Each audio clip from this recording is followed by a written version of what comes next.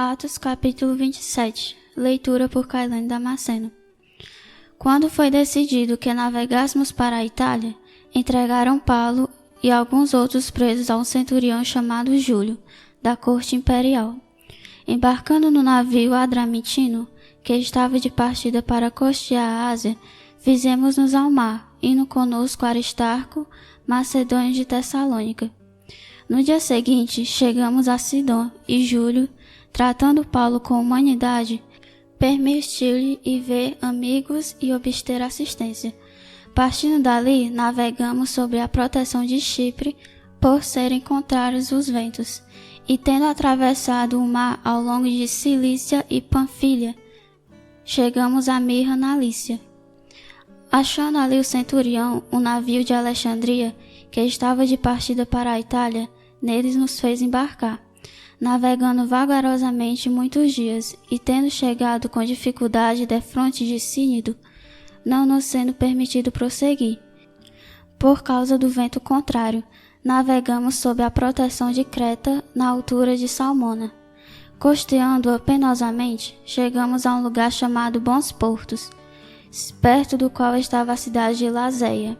Depois de muito, tendo se tornado a navegação perigosa, e já passado o tempo do dia do jejum, admoestava-os Paulo, dizendo-lhes: Senhores, vejo que a viagem vai ser trabalhosa, com dano e muito prejuízo, não só da carga e do navio, mas também da nossa vida. Mas o centurião dava mais crédito ao piloto e ao mestre do navio do que ao que Paulo dizia.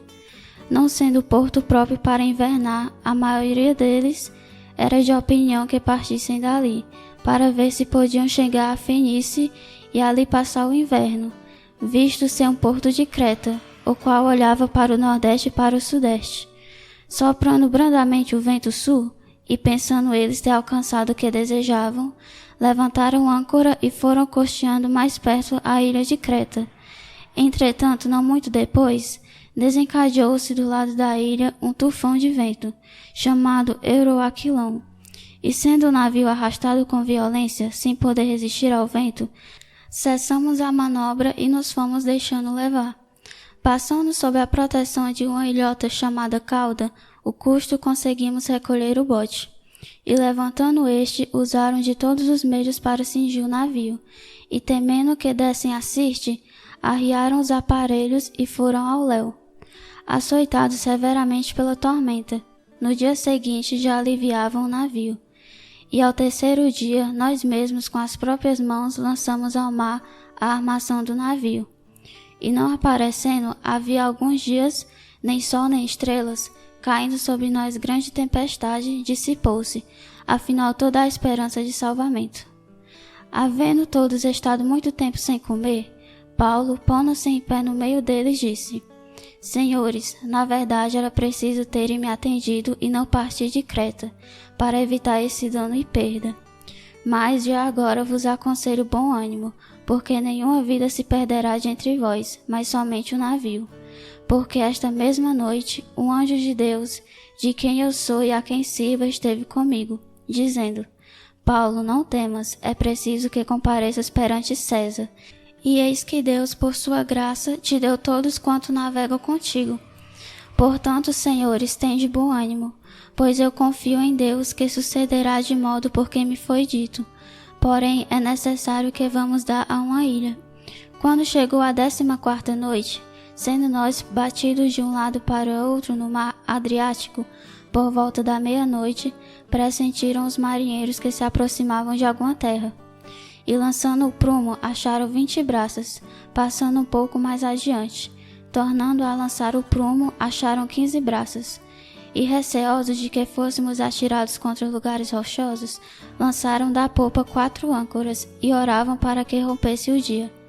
Procurando os marinheiros fugir do navio e tendo arriado o bote no mar, a pretexto de que estavam para largar âncoras da proa, disse Paulo ao centurião e aos soldados: Se estes não permaneceram a bordo, vós não podereis salvar-nos. Então os soldados cortaram os cabos do bote e deixaram afastar-se. Enquanto amanhecia, Paulo rogava a todos que se alimentassem, dizendo: Hoje é o 14º dia, em que esperando estás em comer. nada tendo provado. Eu vos rogo que comais alguma coisa, porque disso depende a vossa segurança, pois nenhum de vós perderá nem o mesmo fio de cabelo. Tendo dito isto, tomando o pão, deu graças a Deus, na presença de todos, e depois de o partir começou a comer. Todos cobraram ânimo e se puseram também a comer. Estávamos no navio 276 pessoas ao todo. Refeitos com a comida, aliviaram o navio, lançando o trigo ao mar. Quando amanheceu, não reconheceram a terra, mas avistaram uma enseada, onde havia praia. Então consultaram entre si se não podiam encalhar ali o navio. Levantando as âncoras, deixaram-no ir ao mar, largando também as amarras do leme e alçando a vela de proa ao vento, dirigiam-se para a praia. Dando, porém, no lugar onde duas correntes se encontravam, encalharam ali o navio. A proa escravou-se e ficou imóvel, mas a popa se abria pela violência do mar. O parecer dos soldados era que matassem os presos, para que nenhum deles nadando fugisse. Mas o centurião, querendo salvar Paulo, impediu-os de o fazer, e ordenou que os que soubessem nadar fossem os primeiros a lançar-se ao mar e alcançar a terra. Quanto aos demais, que se salvassem, uns em tábuas e outros em destroços do navio, e foi assim que todos se salvaram em terra.